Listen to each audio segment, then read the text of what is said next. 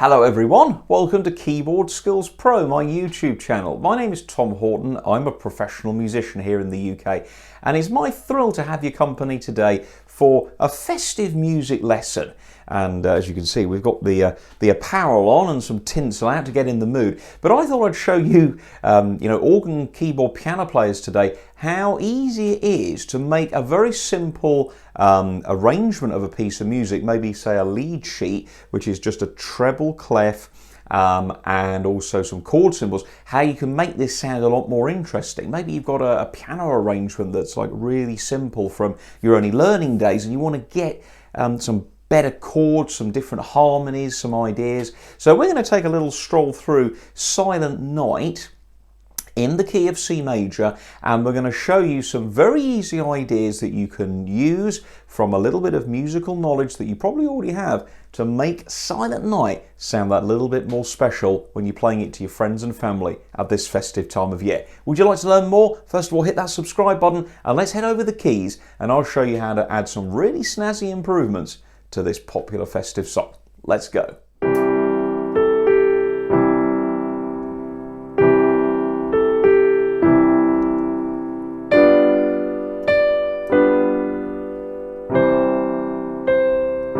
Well, gang, it's an old favourite, used in many a film, sung at carol services around the world.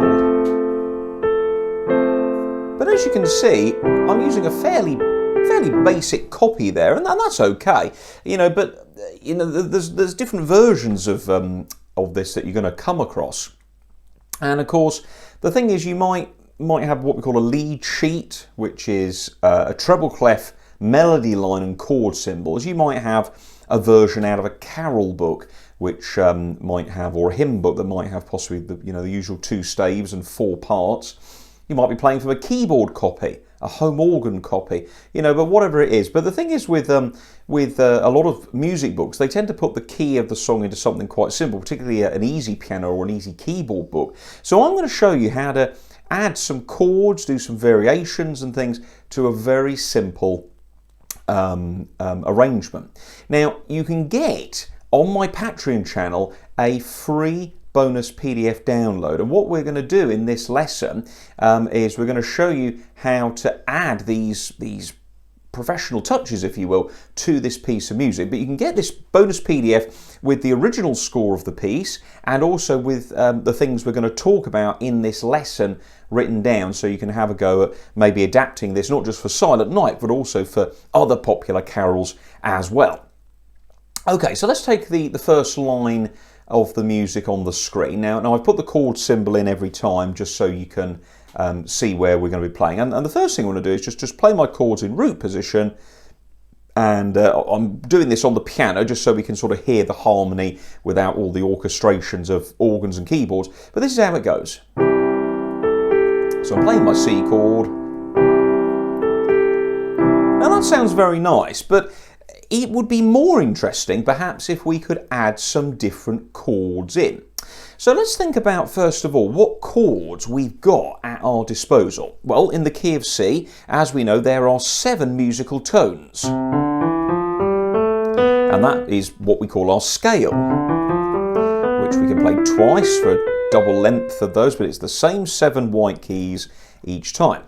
We can then place our little finger on the root note, the C, and we can build a chord. Play, miss, play, miss, play. And there's our C major chord, and that's the one we obviously use at the beginning. But we've also got 6 other chords. We've got D minor, E minor, F major, G major, A minor, and one at the end called B diminished. Now we put our chords into 2 basic groups. We've got what we call the primary chords, and these are the most important ones. We've got the C chord, which is number 1, the F chord, which is major, that's number 4, and of course G major is number 5. Now 1, 4 and 5 are the scale notes. Okay, so we take the first note of the scale, build our chord on it. There's our C major chord. 1, 2, 3, 4, F major, and G major, 4 and 5. Okay, so C, F and G majors are your basic chords, the 1st, the 4th and the 5th. We then have 2 minors, the 2nd, D minor and the 6, which is A minor. Okay, we then got an E minor chord and one at the end called a B diminished, but we'll leave that one out just for now. So what you can do when a song is in the key of C and it's basically using just the notes of the scale, which Silent Night does, look, up to D, D, B, C, C, so it's just the notes, there's no black notes in there. I can basically whack in any of these chords, and let's have an experiment and see what comes out by, instead of playing C chord on every bar, we'll change the other chords, and let's take the 2 in the middle then. So we've got the second bar and the third bar. So we'll start with a C chord because that makes obviously a lot of sense. But then let's go to a G chord. Well, that's quite nice, isn't it? Got a sort of a jazzy sound. Now listen to how it connects. That's not too bad, is it? Maybe. What if we did, well, we've got an E in the melody, so why don't we take our third chord of the C scale, which is E, play, miss, play, miss, play. So I could put an E minor chord. Let's see what that sounds like. Oh, that's quite nice. That's got a kind of a melancholy kind of sound. Yeah, that's not too bad. We could also use A minor, because in A minor, look, there's an E note. So that's guaranteed to fit. And of course, we're playing in the second bar, the long 3B E. So let's try C to A minor, see what that sounds like. Oh, I like that. That's quite pretty, isn't it? So it's kind of going major to minor. Now, the reason that one works probably best out of those we've just explored is because C and A minor, those two keys, are related. Okay, it's called a related key. So when you play a C scale, you're using all those notes of the A minor scale in its what we call natural form. And that just basically means you take the A note, how do you work it out? You've got C major, 1, 2, 3 semitones down from the major root note is A minor. There we go. So that's why, look, C to A, so like in Leonard Cohen's Hallelujah. There's that nice change back and forth. So let's change that second chord to A minor then.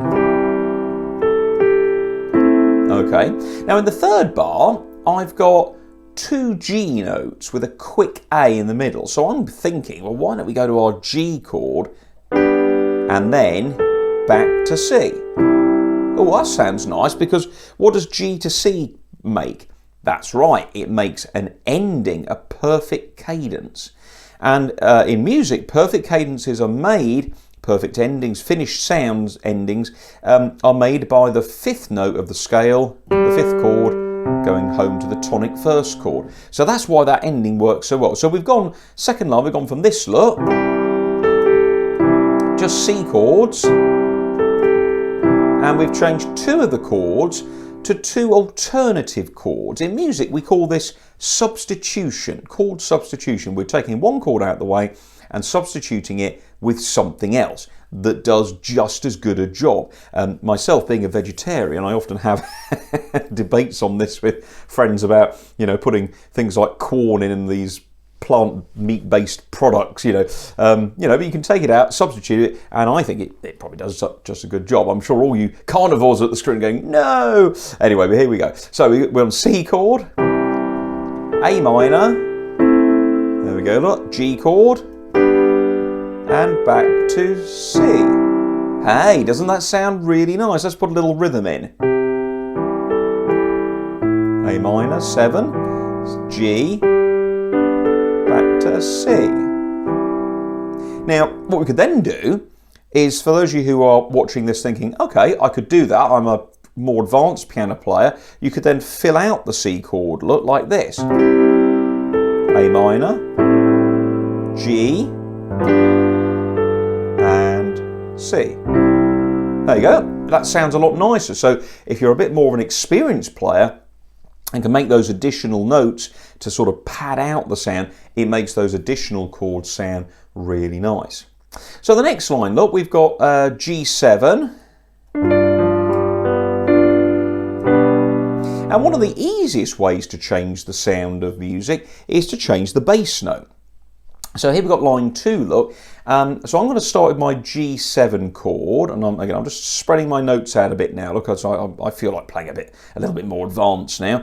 So we've got G7. There's the notes of G7. There's the melody on the top, look. Put some chords in, look. Okay. Da, da, da. So why not on the second G chord, which has got the B note in, why don't we put that B in the bass note as the bass note as well? Okay, that will create a different sound. If I play a G chord on a G, look, it sounds really grounded. Put a B in, which is the middle note, that becomes the bass note. Different sound again, you see. There's the D, put that as the bass note. Different sound. The bass is very influential. So if you've got 2 bars with the same chord in, don't just play the same chord twice, change the bass note. Hey, you organ players watching, you could play this on the pedals. Okay, good idea. Here we go then. So G7, and then put a B on the bass, look. There you go, look. Very nice. And then I'm going to go C chord, and then I'm going to put C7 in. Now, why did I put C7 in there? Now, you'll probably find that in the carol book you're probably playing from. But in this arrangement, we've just got 2 C chords, look. Now, one thing that makes music move forward is using a slightly different flavour of chord. So if you use a thing called a dominant 7th, which is basically a major chord with an extra note, it will produce a sound that wants to go forward. That's what dominant 7th chords are. So if I play C7, I need to work out what that is. So I've got my C chord. Now, if I count up from C7 notes, 1, 2, 3, 4, 5, 6, 7, I get to B. But that doesn't have the same sound as what I just played, which was this. And for those of you watching, you're probably noticing, look, I'm playing a B flat, not a B natural. Now, I know you're probably thinking, you said, hang on, Tom, at the beginning of this video, you said there were no black notes in Silent Night. Well, that is true. But if you use a dominant 7th chord, this chord doesn't belong to C major, it belongs to a different key. Now, what comes after on the next line? Let's take a little look. Okay, so here's the melody, look. Let me put the B flat down here. So, da, da. And my next chord, look, is an F chord. So why did that sound so positive, so moving forward? Just add a B flat, look, and then F chord. Well, dominant chords. What's a dominant chord? Dominant is the name for the 5th note of a scale. The key of C, the dominant chord is G major. All right. If I want to go forward to an F chord, I have to use the dominant 7th chord from the key of F. Now, I know we're in the key of C, but we're going to borrow a chord and insert it into this song. Now, we can do that because the C chord in C major is the tonic, the first note, the first chord. That's home, we're done. Put this B flat on the top, and that C chord ain't a major chord anymore, gang. It's a dominant chord. And how do I know that? Well, what's the 5th note of the F scale? Now, if you don't do your scales, this is what happens. You know, we learn about music theory, and I know some people don't like playing these things, but they do help work out theory and stuff. So the 5th note, look, 1, 2, 3, 4, 5. So the chord of C is the 5th note, the 5th chord, the dominant chord of F major. Build the chord the same way. Look, stack, play, stack, play, stack. There we go. Play, miss, play, miss, play. And then look, we want to add 7 above the C. So if we do that, we would add a B. Now that doesn't sound right, does it? Because the major scale is going, well, hang on a minute. F major's got a B flat in it. So you can still have your B, but it's got to be a B flat. And that's why that chord progresses so well to F major. So when you get to the end of, say, 4 bars or maybe 8 bars, and 8 bars is normally the length of a musical section in a piece of music, you normally find there's a dominant 7th chord at the end because it helps move the music forward. So here's a C chord, we're in C major, then we want another C chord, but we want it to move forward to the F chord, so we take the C chord from the key of F, which is that chord, look, same chord, and put the 7 on. 7 above C is B, but because it's from F major, we use B flat. And that's why it moves forward. So end of the 8th bar, put a B flat in, look. And that moves to F, look. Ooh, that was nice. Hey, we're getting carried away. Okay, so again, look, 2 F chords now. Da, da, da, da, da. That sounds nice. How about if we change one F chord though, and put a different flavour on it? Okay, so we just talked about dominant 7ths. Let's this time use a major 7th. So, F major chords belong primarily to the key of F major.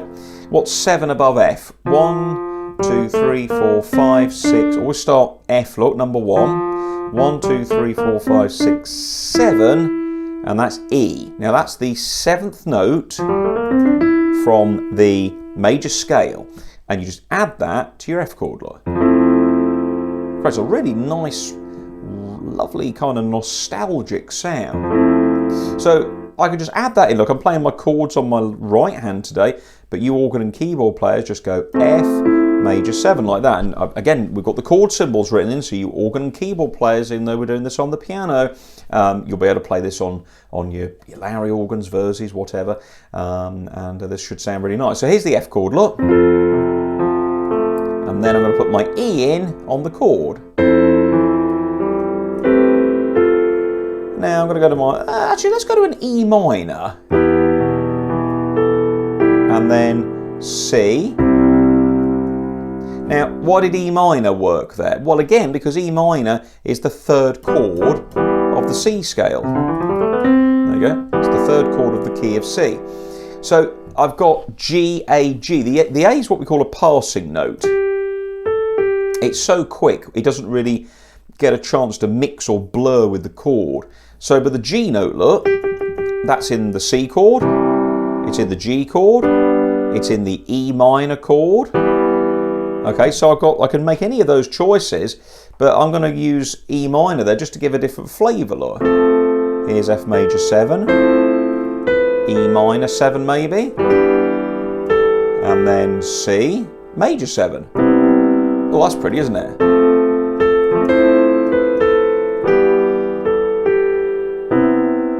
Okay, then F chord again. Hello. Oh, now we're cooking. I'm messing around with harmonies. All right, what did I do there? Well, that's what I call a stepping chord. Stepping chords are these chords that kind of go in between. Now this one isn't in the key of C. This I did lie to you at the beginning. Lied. Yes, told a little fib. Hey. Well, a little white lie before Christmas probably doesn't hurt. But this is called a diminished chord. Now, diminished chords, if you go from the major chord, say F major, and then we kind of want to step up. Now, if we look at this this next line, we've got 2 F chords and 2 C chords. Okay, so that's just in the easy play version.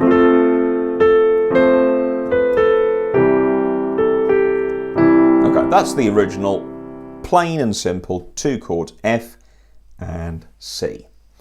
Now, on the second chord, I'm going to use a thing called a diminished 7th. Now, diminished 7ths are very useful chords because they often contain many of the notes from the chord that you're stepping up from. So in other words, if I was on F major,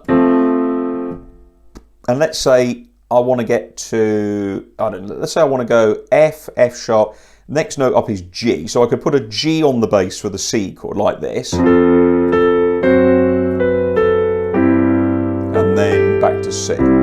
Okay, so G, and G in the bass is the G note, just like a G chord, but you can put it with the C chord, and that still works, okay?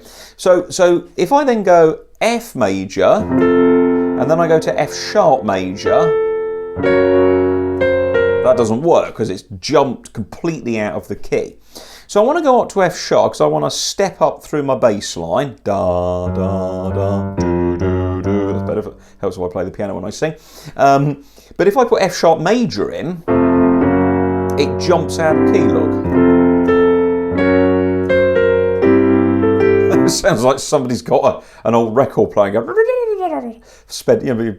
Probably some of you are not old enough to remember. That's moving. I shouldn't be old enough. I'm only 39. But moving record speeds faster and faster and slower to make the pitch of the record go up and down. Great fun. Make Frank Sinatra sound like the Chipmunks.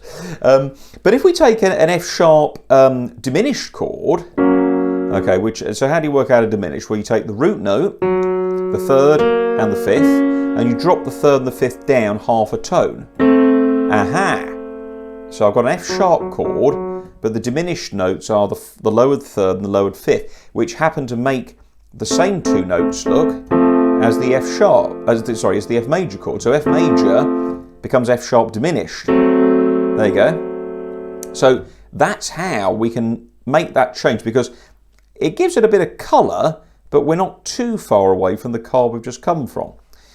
So we do F chord, look, and then just put F sharp in, play the same notes, and then you have to go up, well, you don't have to, but musically, normally you go up again to G. So we need to put a chord with the G in the bass. So we could either do a G chord, and that's going to work because we've got G's in the melody, back to C chord, or we could just do C on a G bass.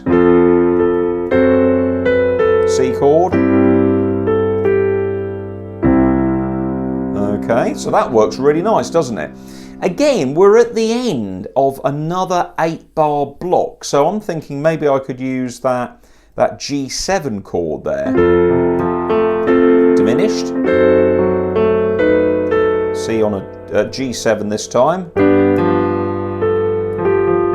7 above G, look, is F. Those of you know your scales, G major has an F sharp in it. G major belongs to G major. G dominant 7th belongs to C major. It's the 5th of G. So the scale says G major chord, you can still have your F, just like you're at home with G major, but you're in my house, so you have to obey my rules. You can't have your F sharp, you've got to have your F natural. There's that major 7. Instead of a major 7th, put a major 9 in. And that's just adding the 9th of the scale. How do you do that? Well, you play a scale, count 1, 2, 3, 4, 5, 6, 7, 8. And then when you play the scale again, you get 9, 10, 11, 12, 13, 14, 15. That's where those numbers come from. If you see C9, 11, that's where those numbers come from. So through the scale, 1, 2, 3, 4, 5, 6, 7, 8. 9 is D. That's the note you add to your C chord. There's a C chord, look, second inversion, whack a D in, you've got major 9. Lovely, isn't it? Diminished, G7, C major 9. Change the bass to A minor. Remember we said that earlier, C and A minor? That's what they're called related keys. That means you can swap them around. So instead of a C pedal on the organ, guys, just play A minor, look, listen to the sound. Wow, what a noise.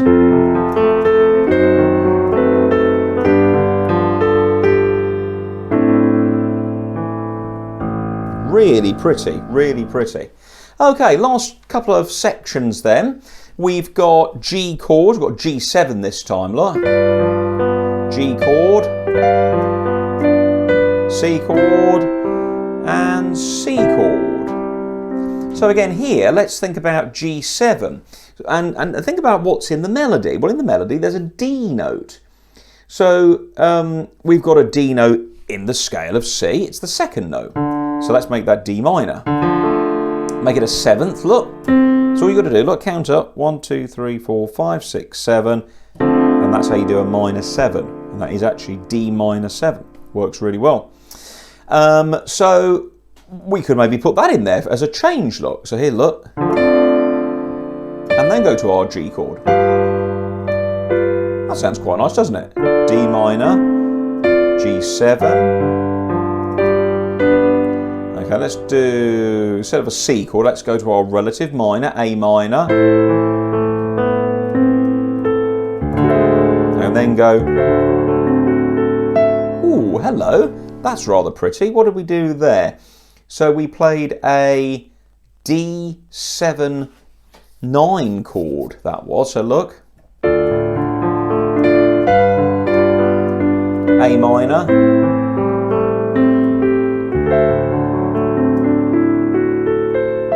Ooh, that sounds pretty, doesn't it? How did I know to put that in? I don't know actually. that just went there.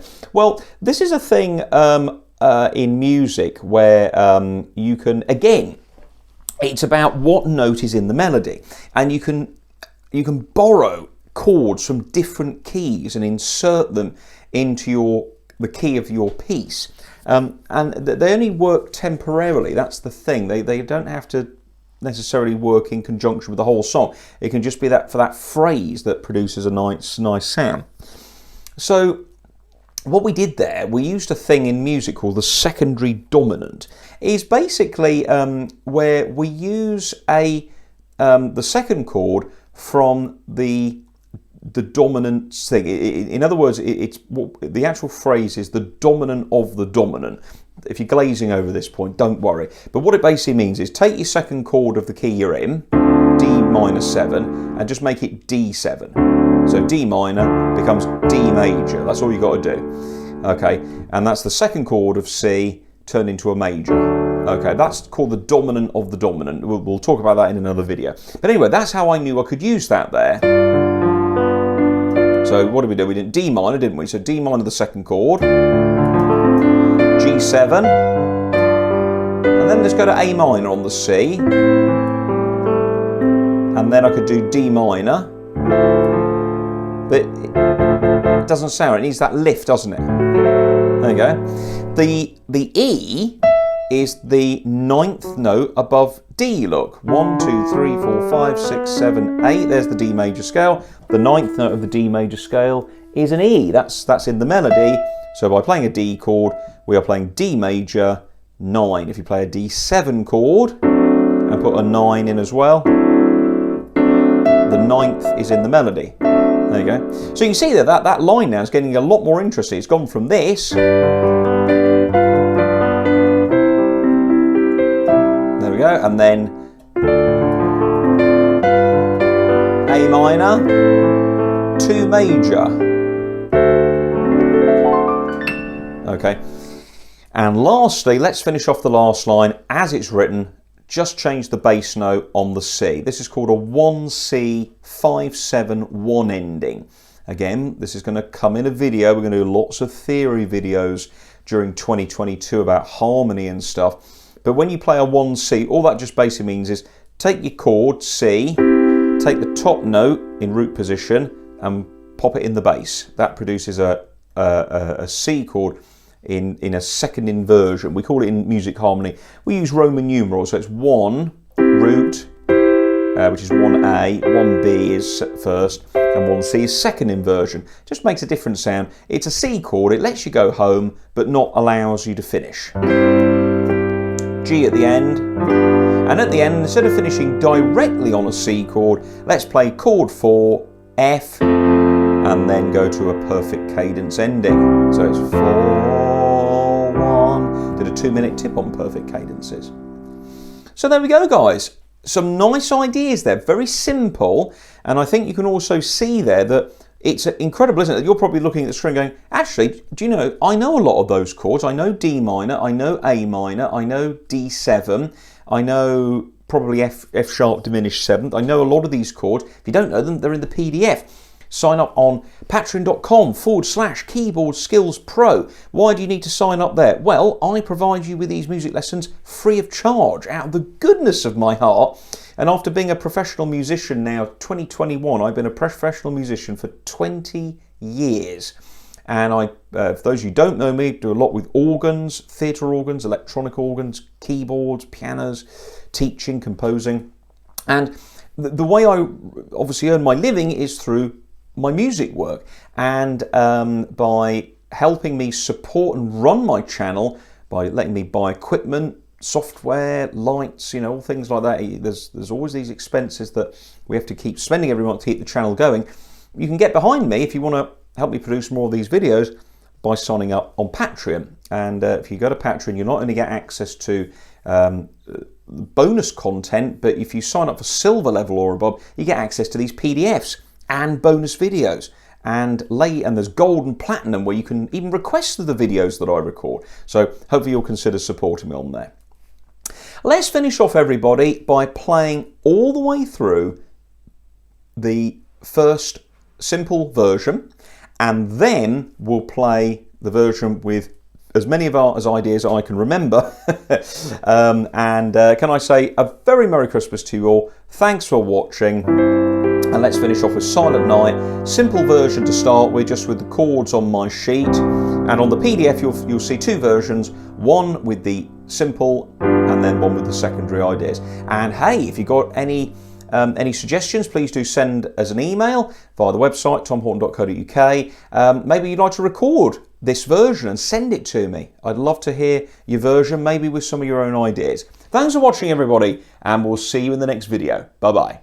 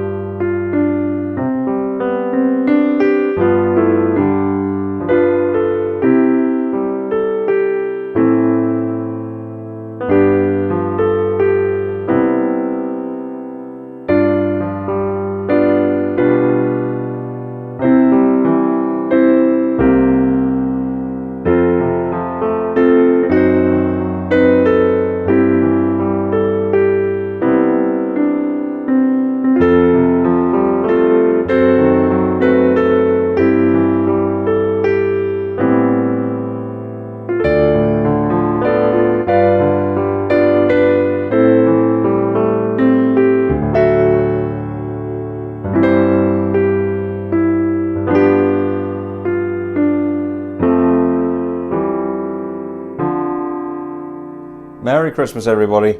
Take care and bye-bye.